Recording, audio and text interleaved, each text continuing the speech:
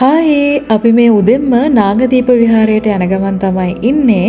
යාපනයේ town එකේ ඉඳලා කුරිකුට්ටුවාන් ජටියට අපි අපේ වාහනය තමයි එන්නේ. එතනින් පස්සේ කුරිකුට්ටුවාන් ජටියේ ඉඳලා නයිනතිව් දූපතට අපිට බෝට් එකෙන් යන්න පුළුවන් වෙනවා. ඉතින් නයිනතිව් දූපතේ තමයි නාගදීප පුරාණ විහාරස්ථානය තියෙන්නේ. ඉතින් බෞද්ධයන් විදිහට අපිට ගොඩාක් වැදගත් වෙන පූජනීය ස්ථානයක් තමයි මේ නාගදීප විහාරස්ථානය කියලා කියන්නේ. අපි නාගදීප විහාරයත් වැඳගෙන ඊට පස්සේ යන්නේ නාගපූසානි අම්මාන් කෝවිල ළඟට. ජෆ්නා කල්චර් එකත් එක්ක කෝවිල ඇතුළේදී වන්දනාමාන කරන විදිය වත්පිළිවෙල මේ හැම දෙයක්ම පළවෙනි වතාවට එක්ස්පීරියන්ස් කරනවා. ඉතින් අපි වීඩියෝ එකට ගිහින් බලමු අද වීඩියෝ එකේ මොකද වෙන්නේ කියලා. හරි ඉතින් අපි යාපනයේ නතර වෙන්න තෝරගත්තේ ටවුන් එකේම තියෙන හරිම ලස්සන විලායකක. ඉතින් විලායකයේ සම්පූර්ණ වීඩියෝ එකක් මම ඊළඟ වීඩියෝස් වල අරගෙන එන්න. කොහොමවත් අපි උදේ 4 විතර වගේ පිටත් වුණා නයිනතිව් වලට යන්න. ඉතින් මේ අපි දැන් පාස් කරන්නේ ජෆ්නා පෝට් එක. කයිට්ස් වගේ දූපත් කීපයක්ම පාස් කරගෙන තමයි මේ නයිනතිව් වලට යන්න තියෙන්නේ. අපි මේ දැන් හැරෙව්වේ ඒ පාරට යන්න.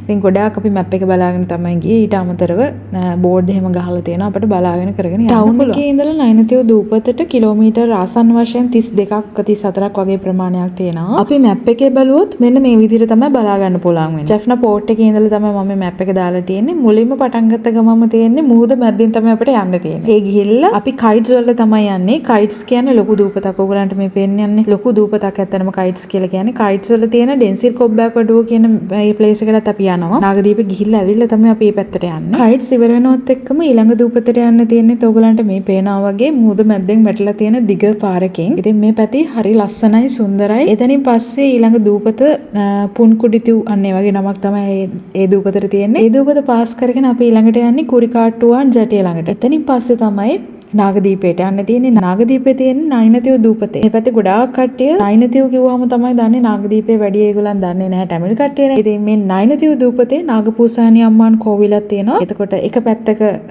නාගදීපේ අනිත් පැත්තේ ජටියේ තමයි නාගපූසානි අම්මාන් කෝවිල තියෙන්නේ. ඉතින් යන්කෝ අපි වීඩියෝ එක ඉස්සරහට ගිහින් බලමු. අපි මේ තැන් වලට හැමතැනකටම යනවා. ඒ වගේම තමයි කුරිකාට්ටුවාන් වලට යන බස් එකකුත් තියෙනවා. යාපනයේ කුරිකාට්ටුවාන් බස් එක 776 බස් එක. ඉතින් ඒක පැයක විතර වගේ ගමනක් තමයි තියෙන්නේ. ඉතින් ඒක ගිහිල්ලත් යාපනයට යන්න පුළුවන්.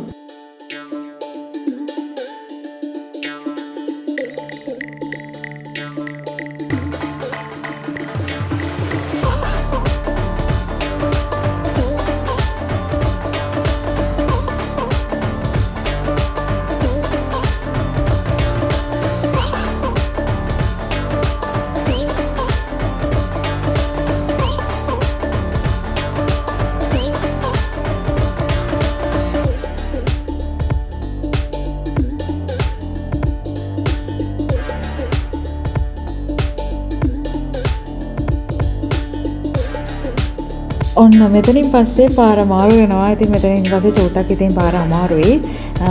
ඔව් ඉතින් කාපට් පාර මෙතනින් පස්සේ ඉවරයි.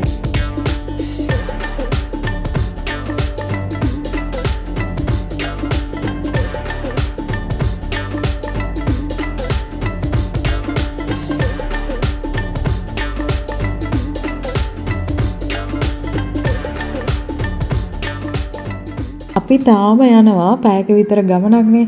ඉතින් අපි හිමින් තමයි ආවේ. ඒ වගේම තමයි ඔයගලන්ට මේ පේනව නේද? මුහුදෙන් මේ පැත්තට වතුර දානවා පාරට. හරි ලස්සනයි දර්ශනය. හැබැයි වාහනයට නම් එච්චර හොඳ නැහැ.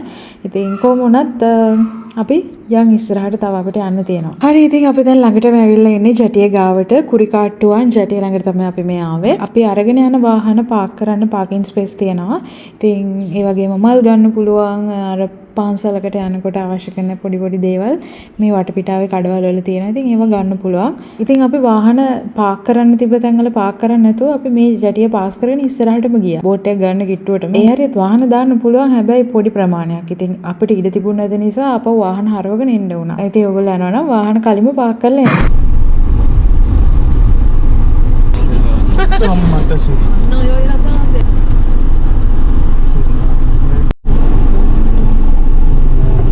හරි අපි දැන් බෝට් එකට නගින්න තමයි හදන්නේ. කුරිකාට්ටුවන් ජටියේ තමයි අපි මේ ඉන්නේ. නයිනතිව් වලට තමයි යන්න හදන්නේ. එතකොට මේ බෝට් සර්විස් එක පැය භාගයෙන් පැය භාගයට තියෙනවා දෙපැත්තටම. ඒ කියන්නේ උදේ පටන් ගන්නේ 6ට 7ට වගේ තමයි උදේ පටන් ගන්න. ඒ වගේම තමයි හවස 5-6 වෙද්දී ඉවර වෙනවා. ඉතින් ඔයගොල්ලන් ඒ වගේ වෙලාවල් බලාගෙන ඉනවා නම් මේගොල්ලන්ට කතා කරලා එන්න අවසානට කීයටද යන්නේ ඒ ටික කතා කරගෙන එන්න. කොහොම වුණත් එක්කෙනෙක්ට ටිකට් එක 80ක් විතර වගේ තමයි වෙන්නේ. ඒ වගේම තමයි 20ක් 30ක් විතර වගේ එකතු වෙලා රුපියල් 5000කට වගේ ආසන්න මුදලකට ඕගලන්ටම කියලා බෝට් එකක් හය කරගන්න පුළුවන්. ඒ වගේ පහසුකමුත් ඇත්තටම මෙතන තියෙනවා. ඒ වගේම තමයි සාමාන්‍ය බෝට් එකකට 50ක් 150ක් වගේ අතර ප්‍රමාණයක් දාන්න පුළුවන්. ඉතින් අපි කියපු දවසේ නම් ලොකු පිරිසක් අපේ බෝට් එකට දැම්මා. ඒක සෑහන් හිර කරලා තමයි. ඉතින් සෑහන් හිර වෙලා තමයි ගියේ අපි. අපිට දැනගන්න පුළුවන් විදිහ හැටියට සිකුරාදා පොයේ දවස්වල වීකෙන්ඩ් වලට වගේ තමයි මේ නාගදීප මේ අයිලන්ඩ් එකේ ගොඩාක් මිනිස්සු ඉන්නේ. ඉතින් ඒ දවස් වලට ඇත්තටම ඉතින් සෙනඟ වැඩි. ඉතින් අපි ගියේ සිකුරාදා දවසක්. අපි ගිහුව වෙලාවේ දවස සෙනඟ වැඩි ඉතින්.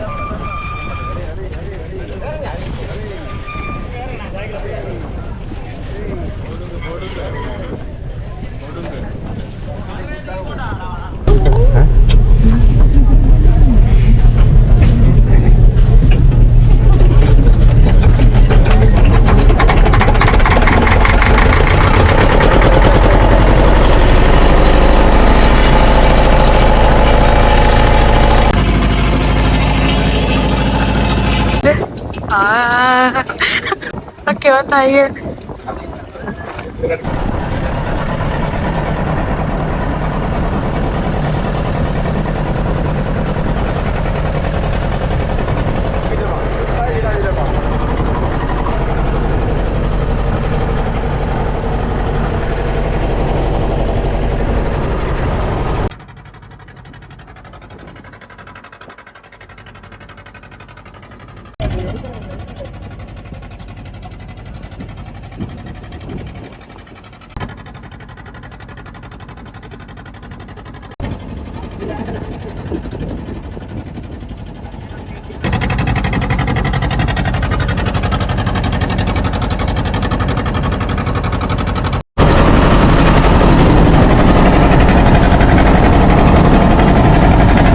හරි ඉතින් ඔයගොල්ලෝ දැක්කනේ අපි ආපු විදිය ටිකක් විතර අමාරුයි ගමන. හැබැයි සුන්දරයි. ඉතින් මට යකටයි හොඳ තැනක් හම්බුණා එළිය වටපිටාව බල එන්න.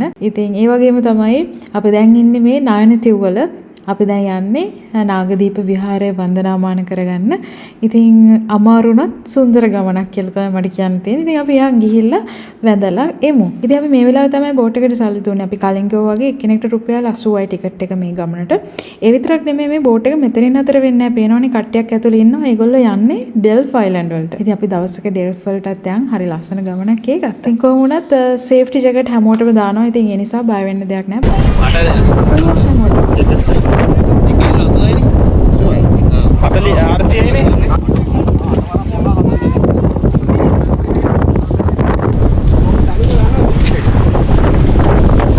ඉතින් නාගදීපේ වන්දනාමාන කරගන්න ඔයගොල්ලෝ මේ වෙනකොටත් ඇවිල්ලා ඇති. මම නම් පළවෙනි වතාවට තමයි නාගදීපේ මේ පුරාණ විහාරස්ථානයට එන්නේ. ආපු කට්ටියට මතක් වෙන්න වගේම ආපු නැති කට්ටියට දැනගන්නත් මම මේ ගැන පොඩි සඳහන් කිරීමක් කරන්නම්.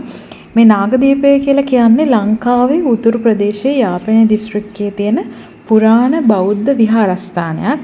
ඒ වගේම තමයි දූපතක මැද්දේ තමයි මේ පුරාණ විහාරස්ථානය පිහිටලා තියෙන්නේ. මේ භූමියට ඉන්දියාවේ ඉඳලා සතපුම් 35ක වගේ පමණ දුරක් තමයි තියෙන්නේ. ඉතින් ඉන්දියාවට බොහොම කිට්ටුවෙන් තමයි මේ පුදබිම පිහිටලා තියෙන්නේ. බුද්ධෝත්පර්ෂයෙන් පාරිශුද්ධත්වයට පත්වෙච්ච බොහොම වටිනා පින්බිමක් විදිහට තමයි අපිට නාගදීපය හඳුන්වන්න පුළුවන් වෙන්නේ. ඒ කියන්නේ ඉතිහාසයට අනුව චූලෝදර මහාදර කියන රජුරුවන් දෙපළ මණික් පුටුවක් උදෙසා ආරවුලක් ඇති කරගෙන තියෙනවා. ඉතින් මේ ආරවුල විසඳන්න මේ ආරවුල සමතේකටපත් කරන්න බුදුරජාණන් වහන්සේ ලංකාවට වැඩම කරා කියලා තමයි ඉතිහාසයේ සඳහන් වෙන්නේ. ඉතින් ඈත අතීතයේ ඉඳලා දහස් ගණනක් මිනිස්සු මේ තැන වන්දනාමාන කරගන්න එන්නේ නැති. ඒ කෙසේ වෙතත් විවිධ කාලවල වලදී එක එක සතුරු ආක්‍රමණ වලට මුහුණ පාලා අද වෙද්දී බොහොම විරාජමානව බොහොම අලංකාරයට මේ දූපතේ මේ පුදබිම බැජවෙනවා. ඉතින් මේ පුදබිම අලංකාරව දිස් වෙනවා අපිට බලා ගන්න පුළුවන් වගේම බෞද්ධයන් වෙන අපිට පැමිණ දැක වන්දනාමාන කරගන්න පුළුවන් විදිහේ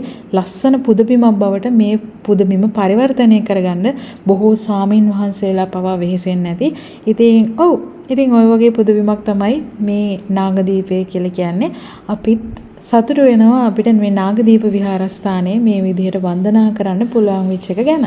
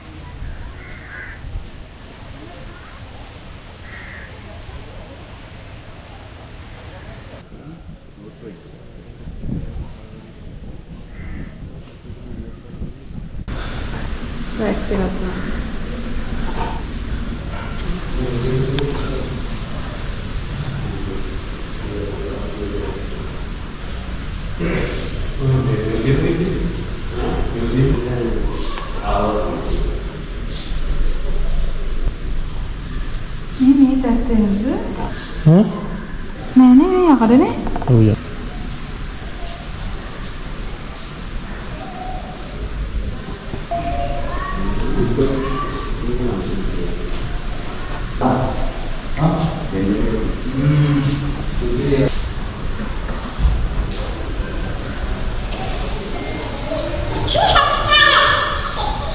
ඉතින් මේ පුදබිමේම තිබ්බ මියුසියම් එකක් තමයි අපි බලන්න ගියේ.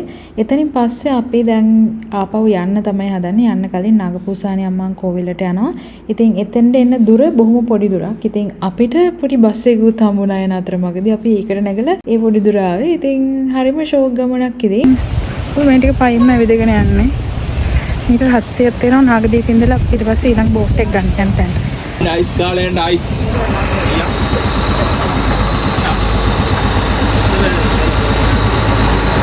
අතල්ලනවද? අයිය අතල්ලනවද? හරි සහන්න දාලාද යන්නේ?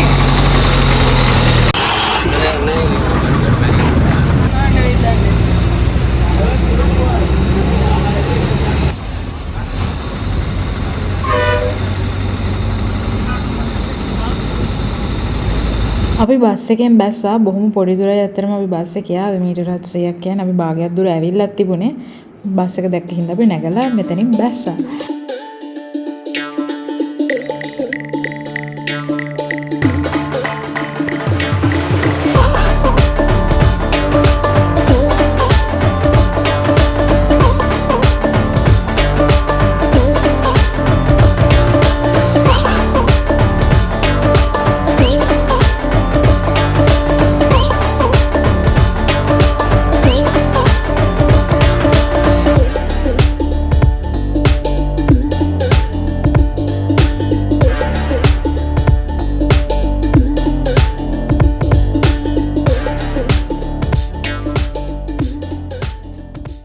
හරි ඉතින් අපි දැන් කෝවිල ඇතුළට යන්න තමයි හදන්නේ. කෝවිල ඇතුළේ හැම දෙයක්ම අපි වීඩියෝ කරන්න බැරි වුණා. අපිත් එක්ක ගියපු අක්කා ටැමිල්. ඉතින් ඒ නිසා එයා කරන්න ඕන දේවල්, ඒගොල්ලන් වඳින කරන විදිය ඉතින් හැම දෙයක්ම මට කියලා දුන්නා. කෝවිලක් ඇතුළට පළවෙනි පාරට ගියපු කෙනෙක් විදියට මම මේ දේවල් හරිම ආසාවෙන් තමයි කරේ. එතකොට මම දැනගත්ත විදිහට ඒගොල්ලන්ගේ ෂීට් එකක් තියෙනවා. ඒක අපි සල්ලි දීලා ගන්න ඕන. එක එක කෝවිල අනුව ඒ ප්‍රයිස් එක වෙනස් වෙනවා. ඉතින් නල්ලූර වල වගේ නම් ඒක රුපියලක් වගේ වෙන්නේ. ඉතින් අපි මෙතනදී අපි ෂීට් එක ගත්ත රුපියල් 10ක් දීලා. ඉතින් ඒක තමයි මගේ අතේ තියෙන්නේ. ඒක පූසාරි එනකොට අපි පොලිමේ ඉඳලා පූසාරි එනකොට අපේ ලග්නය, එතකොට අපේ ආදරය කරන කට්ටියගේ, අපේ අම්මලගේ, තාත්තලගේ හැමෝගෙම නම් කියලා අපි ආශිර්වාද ගන්න ඕන අයගේ ලග්නත් එක්ක අපේ නම් කියලා ඒ පූසාරිට කිව්වම පූසාරි අපිට ආශිර්වාද ලබා දෙනවා. ඉතින් හොඳ වෙලාවකට අද සිකුරාදා දවසක් හින්දා අපි පූජාව දවසක තමයි පූජා වෙලාවක් බලලා තමයි වෙලාවට තමයි අපි ඇතුළට ඇවිල්ලා තියෙන්නේ. ඉතින් එදා ගොඩක් කට්ටිය කෝවිල ඇතුලේ හිටියා. ඒගොල්ලන්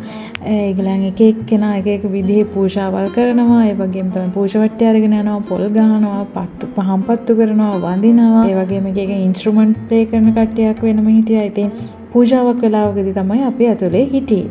ඉතින් මට නම් ගොඩාක් සතුටුයි. වෙනස්ම වයිබ් එකක්. අපි හරියට අර ටැමිල් ෆිල්ම් බලනවා වගේ, ෆිල්ම් වල තියෙනවා වගේ 아무තම හැඟීමක් තමයි මට මෙතනට ආවට පස්සේ දැනුනේ.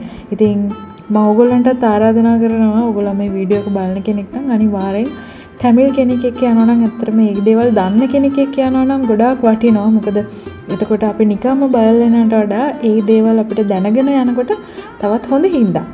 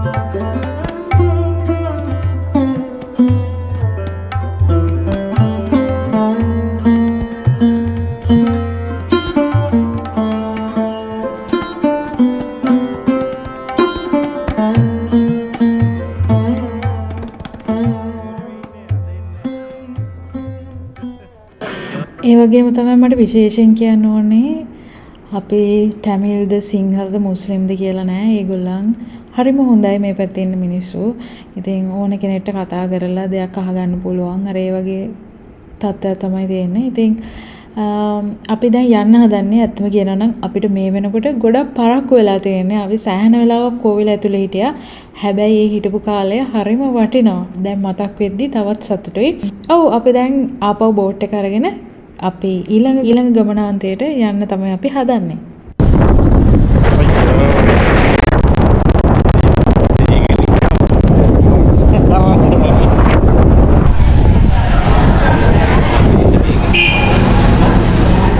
මං කලිනුත් කිව්වා වගේ බෝට් එකක් තියෙන පැය භාගෙන් පැය භාගයට. ඉතින් එතකන් පොලිමේ මෙන්න මෙතෙන් වෙලා වාඩි වෙලා ඉන්න පුළුවන්. ඉතින් කට්ටිය ඉන්නවා. අපි උදේ එද්දි නම් වාඩි වෙලා හිටියා. හැබැයි යනකොටම වගේ බෝට් එක සෙට් වෙච්ච හින්දා අපිට පොලිමේ ඉන්න ඕනේ නැහැ. අපි එහෙම නැගලා ගියා.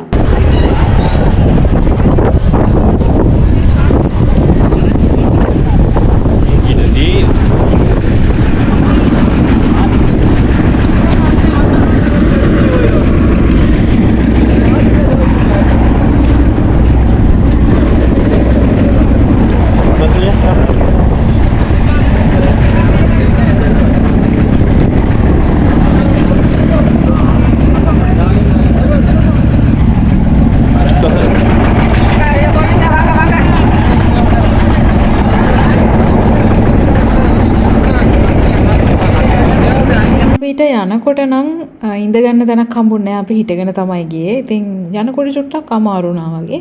කොහොම වුණත් මේ වෙද්දි ටිකක් අවුවත් සැරයි. අපි දැන් මේ වාහනේ තියෙන තැනට ඇවිදගෙන යන ගමන් තමයි ඉන්නේ. ඉතින් මෙතනින් පස්සේ අපි ජැෆ්නා වල තවත් බලන්න පුළුවන් තැන් ගොඩාක් බලනවා. ඒ දේවල් ඊළඟ වීඩියෝ එකෙන් තමයි අරගෙන එන්නේ. එහෙනම් channel එක subscribe කරලා bell icon එකත් click කරලා තියාගන්න. එහෙනම් bye හැමෝටම ජය වේවා.